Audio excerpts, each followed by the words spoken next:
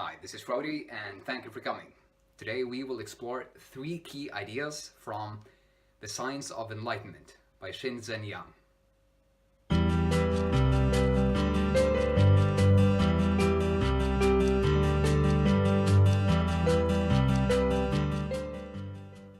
The Science of Enlightenment, subtitle, How Meditation Works. Today I figured out that I wanted to bring in two props for you in this video that were relevant. The first one is a pair of glasses that I have.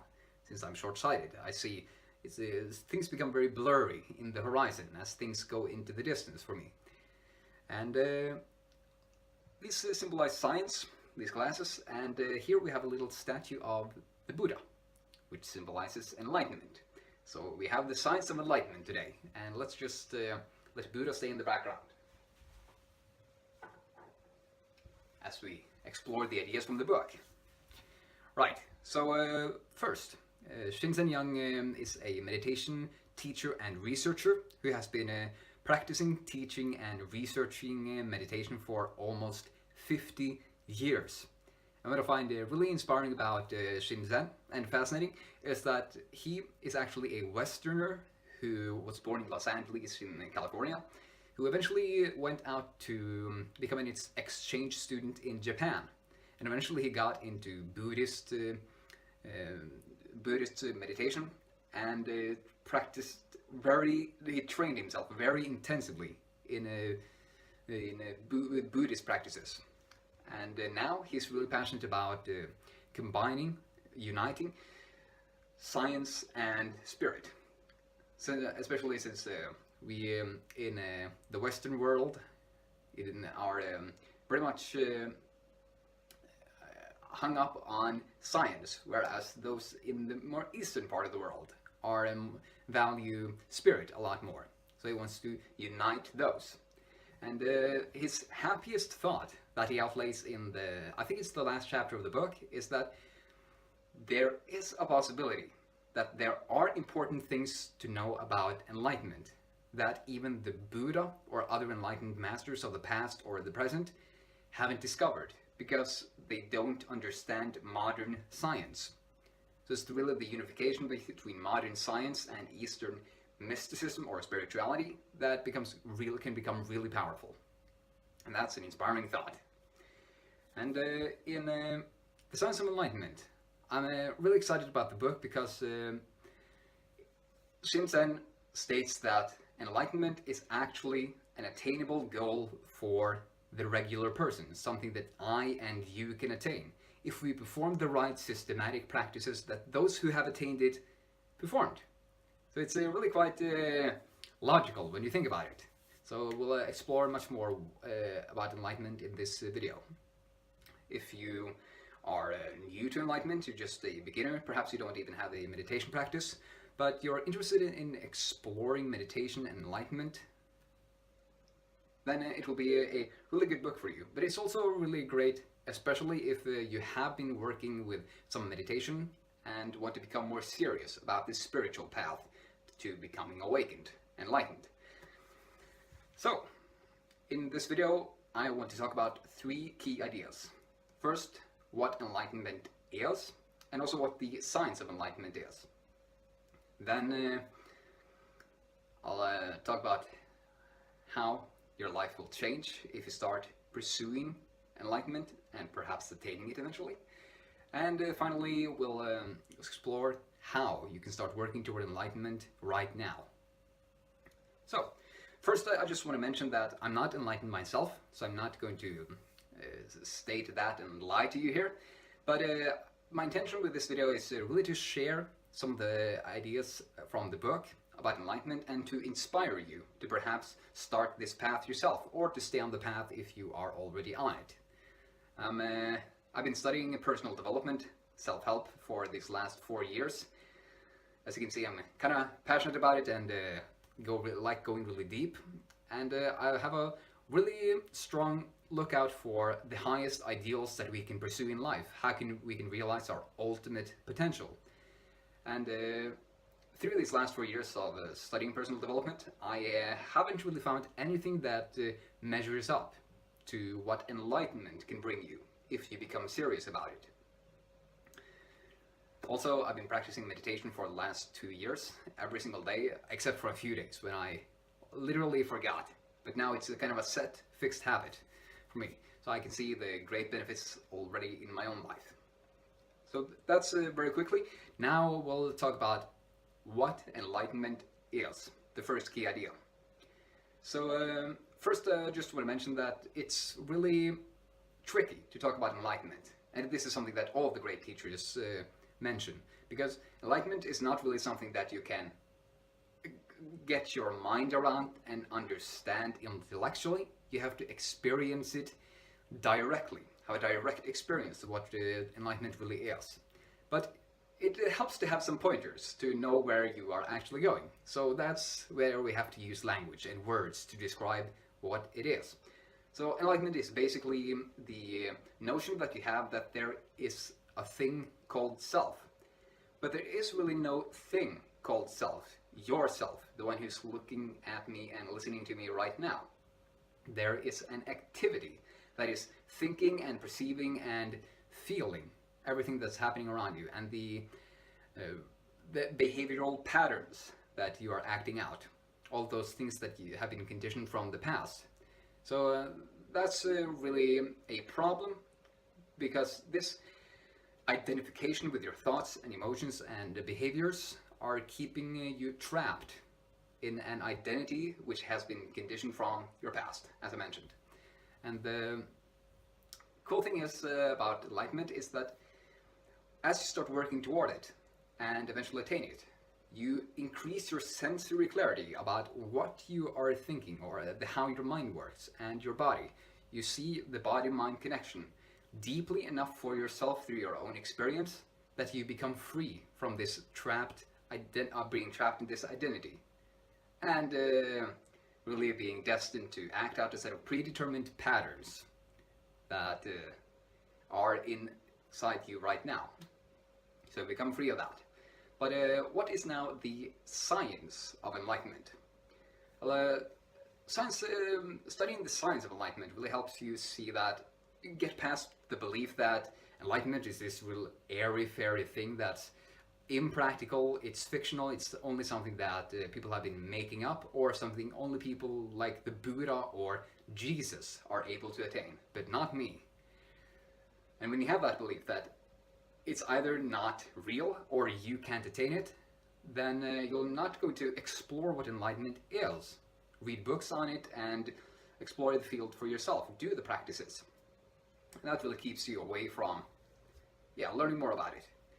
So what Shinzen states really strongly is that enlightenment is real. And you can attain it by the systematic practice of meditation. Many different practices, or just focus on a few. So it's also, the word science also connotes that enlightenment is an experiment that can be reproduced by some people have done it in the past. That means you can do it now if you do the same things as those other people did. That's a really inspiring idea. That's a quick look at enlightenment. Enlightenment is the idea. Enlightenment is the direct experience that you have, that there is no thing called self, only the activity of you identifying yourself with your thoughts, your goals, your dreams, your plans, your past, all your memories, and also your emotions. Everything that you're feeling right in this moment and experiencing. That's quick look at enlightenment. So our next big idea is, how can enlightenment change your life, or even working toward it? There are a lot of benefits, and I'll tell you 4 of them here. The first one is freedom. Second one, peace. Third one is true pleasure. And the fourth one is love. So first, freedom. By working toward and attaining enlightenment, you are becoming free from your trapped self-identity. You are trapped self-identity, and you become much more able to express your authentic self, to just be who you are at the very core. instead of everything you believe that you are or think that you are. And an example for me is that when I meet other people, it's really hard for me to be authentic and just calm and in the present moment. I start smiling very uncomfortably and weirdly, start perhaps laughing at things that are not funny, because that's a conditioned habit I've gotten for some reason. And also notice that I tend to start agreeing immediately on what everybody else around me says, instead of asserting what I truly believe. So you can just become free of those limitations and express your authentic self, which is really feels a lot better the times I'm able to do it. Second, you become more peaceful because you realize through your own experience that when you experience physical or emotional pain, you are able to just observe it and not suffer. You're not attaching yourself to those feelings, but you can actually be happy while you're experiencing pain. So there's a big difference between pain and suffering. Pain is objective, and suffering is you resisting the pain. An example from my life is when of not suffering but accepting the pain is when I was at a Vipassana meditation retreat. Vipassana meditation is mindfulness meditation where you practice for 10 hours every single day for 10 days in a row, and that requires us to sit down in a meditation posture with crossed legs. And as you might imagine, it becomes really painful when you sit for 10 hours each day in that posture. Because at the retreat, we had these 1 hour long sits called strong determination sitting. And in those sits, we had to sit completely still, legs crossed. Our arms or feet couldn't move at all. We could only straighten up our posture if we became hunched over, but we had to sit absolutely still. And eventually that would become excruciatingly painful in the back and in the feet, the kneecaps and the hips.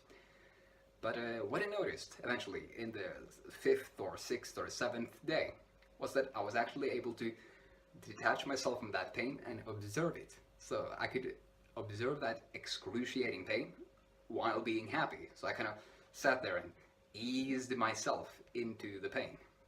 That was quite a wonderful experience. Hasn't happened a lot after that, but that kind of demonstrates how you can have pain without suffering. Next benefit of working toward enlightenment and possibly achieving it is true pleasure, because you are learning to not attach yourself to pleasure and start clinging and grasping for more and more of it, whether that's food or sex or any other pleasure you might experience. My kryptonite here has been ice cream. It's really delicious, so it's hard for me to stop. When I start eating it, I start clinging and want more of it. And that prevents me from really having a complete experience of the pleasure and letting it be truly fulfilling. So you'll experience more true pleasure when you work toward enlightenment and become more conscious. Last benefit is love.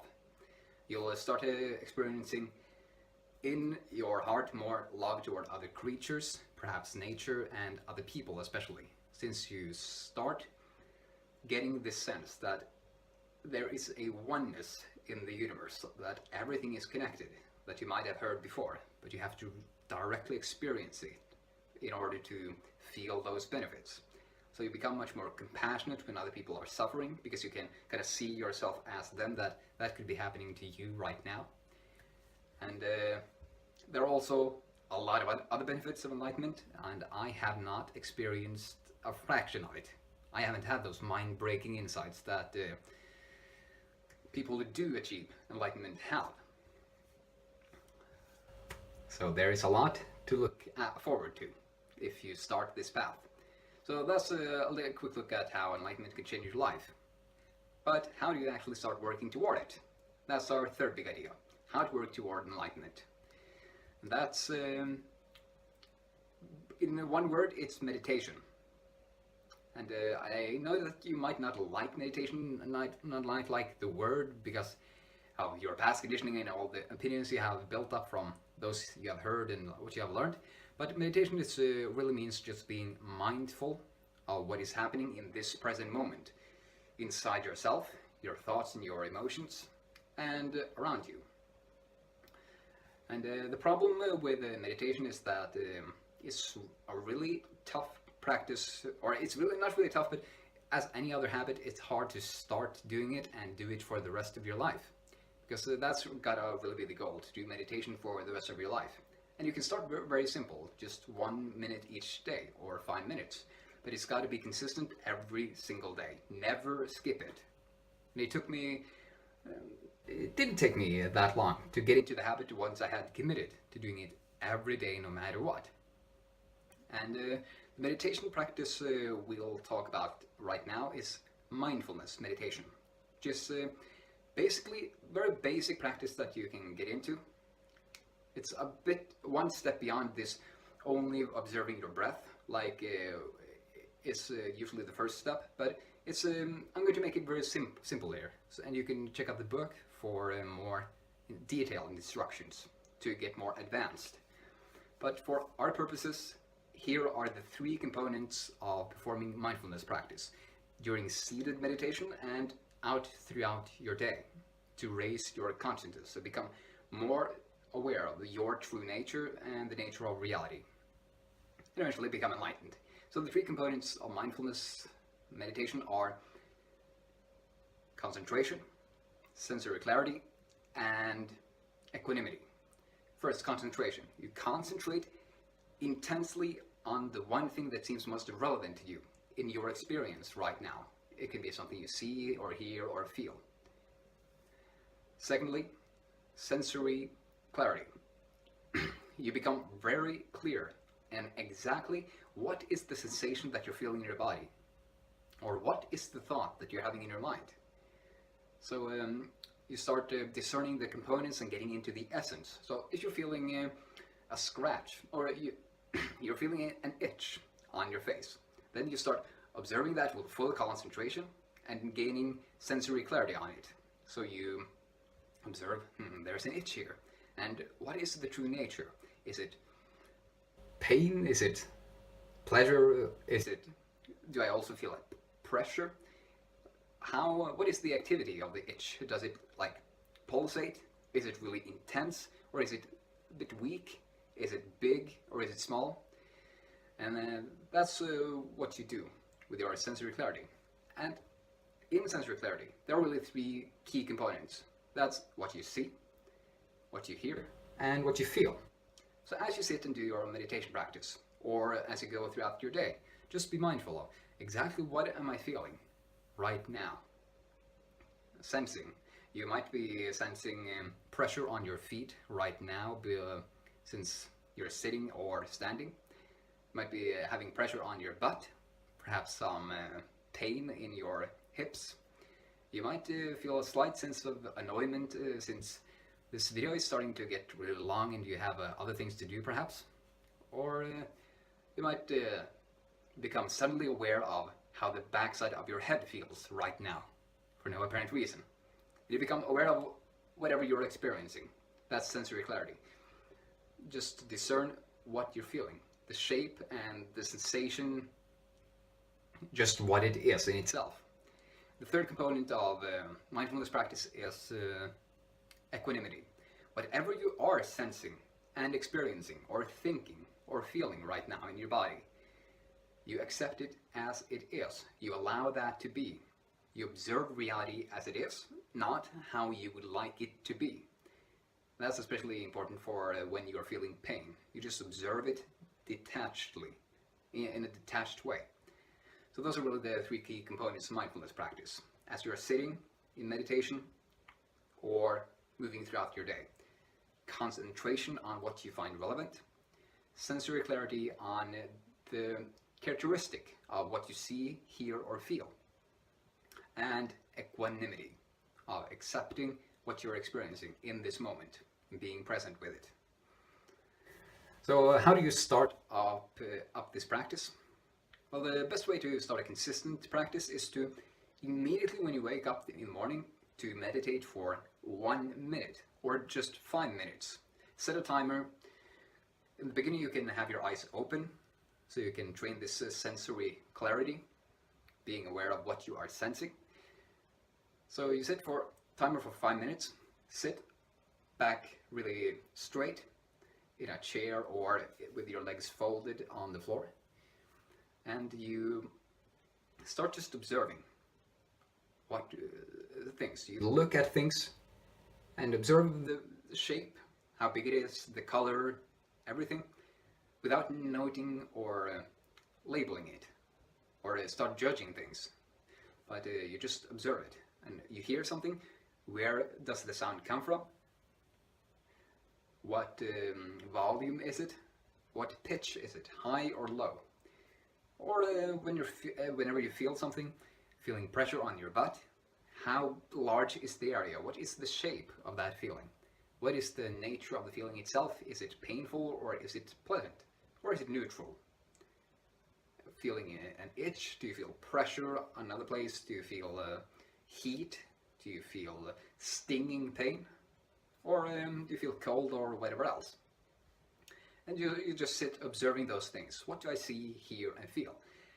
And what will happen eventually, as you start practicing this more and more, is that you'll start gaining a raised awareness, a raise in your consciousness, which is really crucial for attaining enlightenment, becoming more conscious of what you're experiencing in this very moment. Since we are so addicted to thinking about what have been happening in the past or what we're going to do in the future, even if it's just 5 seconds from now, that we are not in this present moment, which is really the only place we have any power. And you'll start getting much more awareness, and you'll be able to live life 3 times as fully, since you are in this present moment. You're not just absent from whatever you're doing. So that's one of the key benefits too, becoming more present and being able to live more fully. So that's a seated meditation. Just sit until your timer has gone, concentrate, notice what you're sensing, and be equanimous. Accept everything as it is. Other practices, as you go throughout your day, you wash dishes, you walk out with the trash, you take a walk, or you go to the grocery store, or you do whatever else. You just ask yourself, how deep can I go into this experience? And you start applying the same components. Concentrate on what you're feeling beneath your feet as you're walking, and the nature of that sensation. Concentrate and really become clear about the sense in itself, and be equanimous. And you just do that with everything you see, hear, and feel, one thing at a time. So that's a good way to broaden your awareness, so you stay constantly aware throughout the days. That's a very quick look at how you can start a meditation practice in order to work toward enlightenment. I don't want to go too deeply here because that would take a lot of time, so we'll do a quick recap before we wrap this video up. The third big idea was how to start working toward enlightenment through meditation. The key skill that's going to increase your focus and improve your it's going to improve your sense of being alive. Second big idea was how meditation is going to change your life as you work toward enlightenment. And the first idea was what enlightenment is and what the science of enlightenment is. I hope you enjoyed this video, and if you did, you will probably love the book and find it really inspiring. Now I'm curious, what's the one idea that most resonated with you? And please leave a comment of the one specific action that you're going to take, or the specific insight that you had as a result of watching this video. And I'd love to follow up with you in the comment section. Also, please like this video if you did. Share it with your friends so they can also become inspired to follow the spiritual path toward one of the most worthy goals that there is in life. Also, I'd really appreciate it if you become my patron. I have a link to it in the description. And Patreon, if you become my patron, you just donate a small sum of money each month so I can start creating more videos and create a better quality in these videos for you. Finally, subscribe to my channel if you haven't. It's really important since I truly believe that self-actualization is the thing that's going to be most fulfilling in your life. But it's really easy to slip off that path when you have gotten into these kinds of videos of self-help, self-actualization, and consciousness and enlightenment and all of these things of improving yourself. It's really easy to fall off that path. And to help you stay on track, I share these key ideas for realizing your ultimate potential every single week on Sundays. And I might start sharing more videos in the future. So it's really helpful to stay on track. So stay with me. Thank you for watching. I wish you great happiness and deep consciousness as a giver gifts in service to the world. And self-actualize.